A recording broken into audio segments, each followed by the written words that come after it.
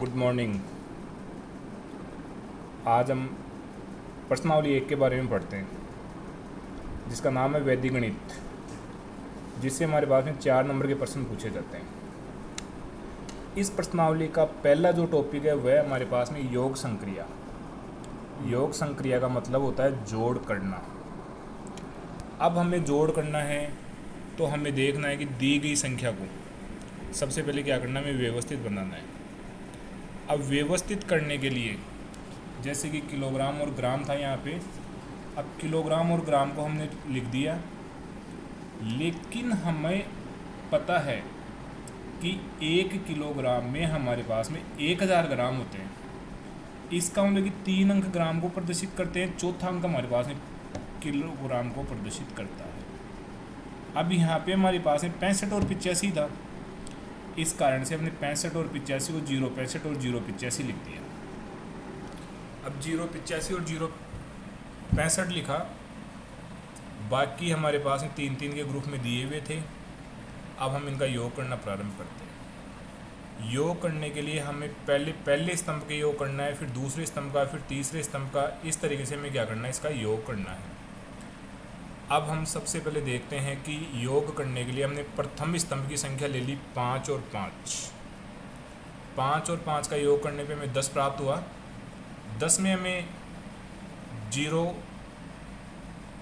तो इकाई का अंक हो गया और 1 दहाई का अंक हो गया, जिसको दहाई वाले अंक को हम हासिल मानते हैं।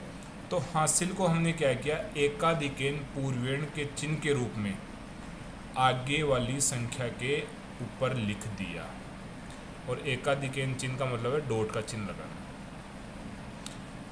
इसी प्रकार से वो 0 बचा था, उस 0 में हमने 2 को जोड़ दिया। 0 में 2 को जोड़ने में 2 प्राप्त होता है, इस कारण से हासिल आगे वाले अंक पे नहीं गई और योगफल में 2 प्राप्त हुआ। उस 2 में हम फिर आगे वाले 5 को जोड़ दिए तो हमें 7 प्राप्त हो गया। अब 7 में भी हासिल नहीं गई, तो इस कारण से हमारे पास में जो 7 प्राप्त हुआ उसको हमने योगफल में नीचे लिख दिया।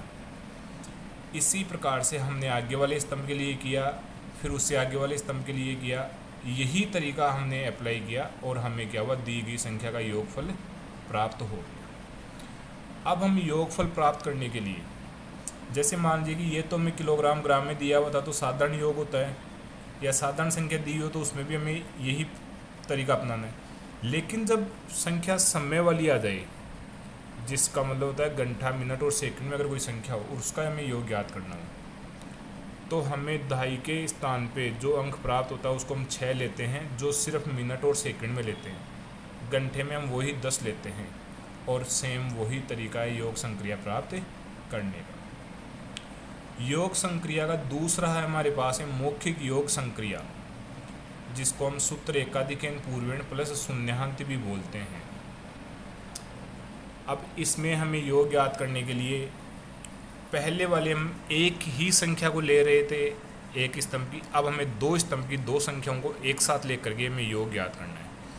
और इस विधि में योग ज्ञात करने के लिए हमें देखना है कि पहली पंक्ति में हम लिए गए जो 2 स्तंभ की जो 2 अंक है, और दूसरे स्तंभ के दूसरी पंक्ति के जो 2 अंक है, उनको हमें देखना है कि उनमें से कौन सा अंक सबसे पहले हमारे पास है 10 के गुणज के पास में है। जो अंक 10 के गुणज के पास में, उसको 10 के गुणज में परिवर्तित करना है। जैसे यहाँ पे हमारे पास में उदाहरण के रूप में 35 और 78। अब 35 और 78 की बात करते हैं, तो 35 को 10 के गुणज के पास में बनाने के लिए या तो हमें 5 घटाना होगा या हमें 5 जोड़ना होगा। जबकि 78 को हमें 10 का गुणज बनाने के लिए 78 को हमें 10 का गुणज बनाने के लिए सिर्फ हमें 2 की आवश्यकता है। अब इस 2 को हमें क्या करना है, 5 से कम था, इस कारण से हम 78 को क्या करेंगे, 80 बनाएंगे, जो 80 10 का एक गुणज है। अब हमें इसमें 2 जोड़ने की ज़रूरत है, तो ऐसे नहीं कि हम 2 जोड़ रहे हैं तो वो बाहर से कहीं से लेकर के आए। अगर हम बाहर से किसी संख्या से लिखेंगे तो हमारे पास में दी गई संख्या का योगफल सही प्राप्त नहीं होगा।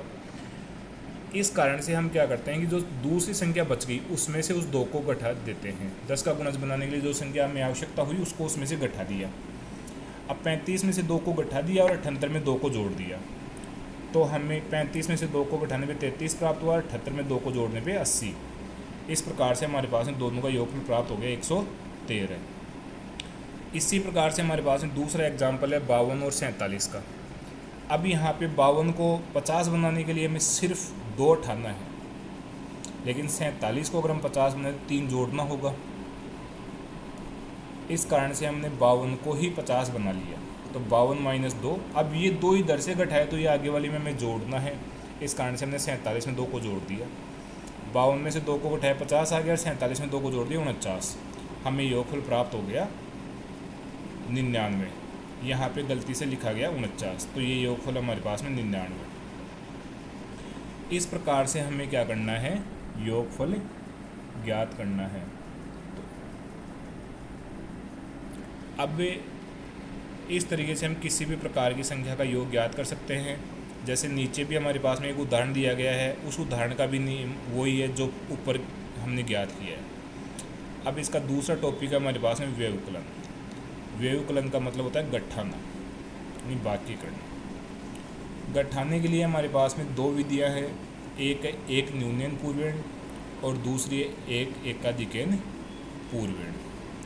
एक न्यूनन पूर्वेण में हम अगर नीचे वाली संख्या बड़ी है ऊपर वाली संख्या से तो हमें हासिल उधार लेने की ज़रूरत होती है, तो हम उसमें क्या करते हैं, ऊपर वाली संख्या के नीचे डॉट का चिन्ह प्रयोग करते हैं और उस चिन्ह को बोला जाता है एक न्यूनन पूर्वेण। और अगर मान लीजिए हमें यहाँ से दी गई संख्या को एकाधिकेन पूर्वेण से अगर हमें सरल करना होता है तो हम दी गई संख्या के नीचे वाले अंक के ऊपर हम डॉट का चिन्ह प्रयोग करते हैं, वो चिन्ह कहलाता है हमारे पास में एकाधिकेन पूर्वेण का चिन्ह। अब हमने यहाँ पे एक उदाहरण लिया है, 800 में से 263 को घटाना है। अब हमने पहले देखा कि घटाने के लिए हम दाईं तरफ से घटाते हैं, जोड़ने के लिए भी दाईं तरफ से जोड़ते हैं। अब यहाँ पे घटा रहे हैं 0 में से 3। 0 से 3 बड़ा है, 0 से 3 बड़ा है, इस कारण से 0 में से 3 नहीं घटता। अब हमें जो नीचे वाली संख्या है उसको हमेशा 10 बनाना है। उसको 10 बनाने के लिए हमें यहाँ पे ये देखना है कि 3 में कितना जोड़ आ जाए कि जिससे कि 10 प्राप्त हो जाए। तो हमने देखा कि 3 में 7 जोड़ते हैं तो हमें 10 प्राप्त हो जाता है। इस कारण 3 का परम मित्र हो गया 7। उस 7 को ऊपर वाली संख्या में जोड़ दिया हमने, तो 0 में 7 को जोड़ दिया तो 7 प्राप्त हो गया और उसको हमने नीचे हल में लिख दिया और आगे वाली संख्या के ऊपर डॉट का चिन्ह लगाया, यानी एकाधिकेन पूर्वेण का चिन्ह लगा दिया। अब एकाधिकेन पूर्वेण का चिन्ह लगाते ही पहले 6 था, अब 6 हो गया हमारा 7। अब हमने देखा कि 0 में से 7 नहीं घटता है, तो हमने क्या किया, 0 में से 7 नहीं घटता है तो वही 7 का परम मित्र देखा। 7 का परम मित्र यानी 7 को 10 बनाना है, तो उसका परम मित्र हमें प्राप्त हुआ 3 और उस 3 को हमने ऊपर वाली संख्या में जोड़ दिया 0 में। आंसर को हमने वही नीचे लिख दिया और आगे वाली संख्या के ऊपर एकाधिकेन पूर्वेण का चिन्ह लगा दिया। अब ये एकाधिकेन पूर्वेण का चिन्ह लगाते 2 बन गया 3। 8 से 3 छोटा है, इस कारण से आसानी से घट जाएगा, तो 8 में से 3 घटाया तो कितना आ गया 5। तो हमें प्राप्त हो गया 800 में से 263 को घटाने भी 537।